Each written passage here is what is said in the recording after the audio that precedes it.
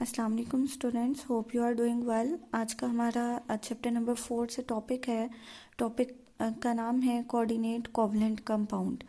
हमने coordinate covalent bond के बारे में पढ़ा था और तब हमने कहा था कि कोऑर्डिनेट कोवलेंट बॉन्ड ऐसा बॉन्ड होता है जिसमें लोन पेयर या इलेक्ट्रॉन का पेयर ट्रांसफ़र होता है एक एटम से दूसरे एटम की तरफ।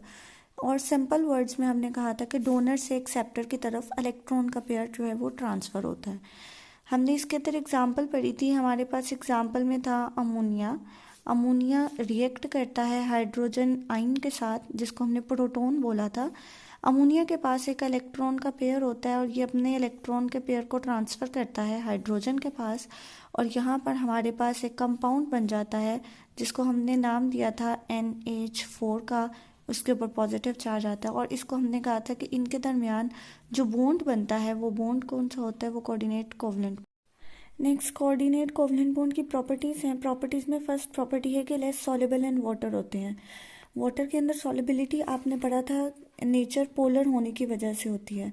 अगर तो एक कंपाउंड की नेचर पोलर नहीं है तो वो वाटर के अंदर सॉल्युबल नहीं होगा। तो आपने देखा कि जैसे यहाँ पर हमारे पास कंपाउंड जो है वो पोलर नेचर का नहीं है। पोलर नेचर कब होती है? पोलर नेचर तब होती है जब उनके अंदर partial negative and partial positive charges develop होते हैं। तो यहाँ पर हमारे पास कोई पार्शियल पॉजिटिव और नेगेटिव चार्जेस डेवलप नहीं हो रहे, इसीलिए इनकी नेचर नॉन पोलर है और ये वाटर के अंदर सॉल्युबल नहीं होंगे। सेकेंड पॉइंट ये कि ये हमारे पास एक स्ट्रॉन्ग बॉन्ड होता है कोऑर्डिनेट कोवलेंट बॉन्ड, और ये स्ट्रॉन्ग नेचर होने की वजह से इसका जो स्ट्रक्चर है वो रिजिड होता है। रिजिड का मतलब होता है सख्त।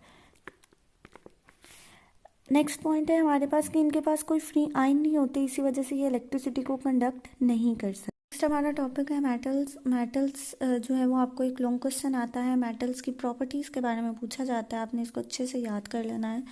बेसिकली 4 मार्क्स का क्वेश्चन आता है, 4 ही प्रॉपर्टीज़ इसकी हैं, तो आपने सारी प्रॉपर्टीज़ में वो अच्छे से याद करनी है। मेटल जो है वो मेटल आपने पढ़ा था कि मेटल्स के दरमियान कौन सा बॉन्ड होता है? मेटालिक बॉन्ड होता है। और ये मेटालिक बॉन्ड जो है हमने एग्जांपल ली थी कि हमारे पास सोडियम है, इलेक्ट्रोपॉजिटिव है, मेटल है। जब ये इलेक्ट्रॉन लूज़ करता है खुद उसके ऊपर पॉजिटिव चार्ज आता है, केटाइन बन जाता है, एक इलेक्ट्रॉन लूज़ कर देता है। ये इलेक्ट्रॉन जो है ये जितने भी सोडियम मेटल्स हैं, हम यहाँ पर सोडियम मेटल के एग्जांपल लेने हैं। जितने भी सोडियम मेटल्स हैं सब ने अपने अपने एक इलेक्ट्रॉन लूज़ किए और वो इलेक्ट्रॉन लूज़ करने के बाद वो क्या बन गए? वो फ्रीली मूव करेंगे, एक पूल बन जाएगा और इस पूल के अंदर ही रहेंगे ये फ्री इलेक्ट्रॉन, लेकिन मूवेबल होंगे। इन फ्री इलेक्ट्रॉन्स की वजह से हमारे पास मेटल्स जो है इलेक्ट्रिसिटी को कंडक्ट कर।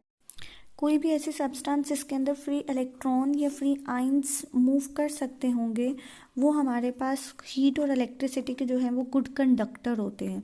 कंडक्टर का मतलब यही होता है कि वो इलेक्ट्रिसिटी को या हीट को पास आउट कर सकते हैं। ओके, नेक्स्ट प्रॉपर्टी आती है मैलेबल एंड डक्टाइल। हमारे पास जो मेटल्स होते हैं ऑलमोस्ट सारी की सारी मेटल, पीरियोडिक टेबल में 80% हमारे पास मेटल है। मेटल की प्रॉपर्टी होती है कि वो मैलेबल और डक्टाइल होते हैं। मैलेबल का मतलब है कि कोई भी मेटल और आप उसको हैमर के ज़रिए से शीट के अंदर कन्वर्ट कर सकें।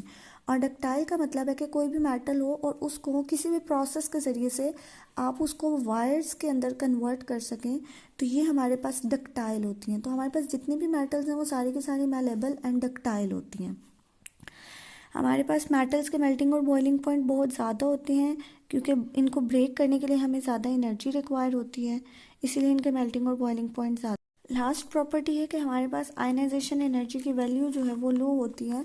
आयनाइजेशन एनर्जी वैल्यू हमने पढ़ा था कि वो अमाउंट ऑफ एनर्जी है जो कि हमें चाहिए कि हम अपने मेटल के वैलेंस इलेक्ट्रॉन से एक इलेक्ट्रॉन को रिमूव करवा सकें और उसको केटाइन बनवा सकें। इस प्रोसेस के लिए जो एनर्जी चाहिए होगी उस एनर्जी को हम आयनाइजेशन एनर्जी कहते हैं।